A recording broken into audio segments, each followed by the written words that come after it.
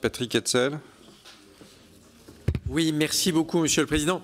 Je voudrais encore revenir sur un autre sujet qui, en fait, concerne deux articles du projet de loi de finances. L'article 43 et de manière indirecte l'article 32. Et faire aussi du coup un petit message d'alerte parce qu'en fait ces articles prévoient la création, enfin en l'occurrence la possibilité de recourir à ce qu'on appelle des médicaments hybrides. Et en fait je ne sais pas si tout le monde a eu conscience que en faisant cela on a une évolution assez majeure du droit de substitution.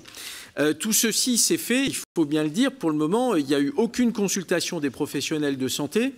Les associations de patients n'ont pas été consultées, ni les industriels de santé.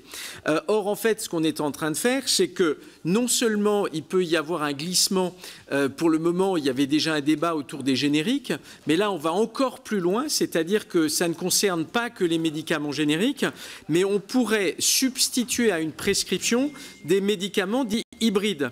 Or, il y a un vrai débat scientifique qui existe autour du fait que la bioéquivalence par rapport au princeps n'a pas été démontrée par des études de biodisponibilité. C'est un vrai sujet et je suis assez effaré de constater qu'on profite, je dirais, de manière un peu indue du projet de loi de finances de la sécurité sociale pour aller dans une direction où en fait on franchit un pas en disant eh bien si le patient refuse ces médicaments hybrides, eh bien il sera pénalisé et d'ailleurs au même titre que s'il s'agissait de médicaments génériques. Donc vraiment j'alerte, le gouvernement joue aux apprentis sorciers au travers de ce PLFSS et d'ailleurs je me demande si là on n'est pas à la limite de l'exercice parce que encore une fois les débats scientifiques sont vraiment réels sur cette question. Je vous remercie.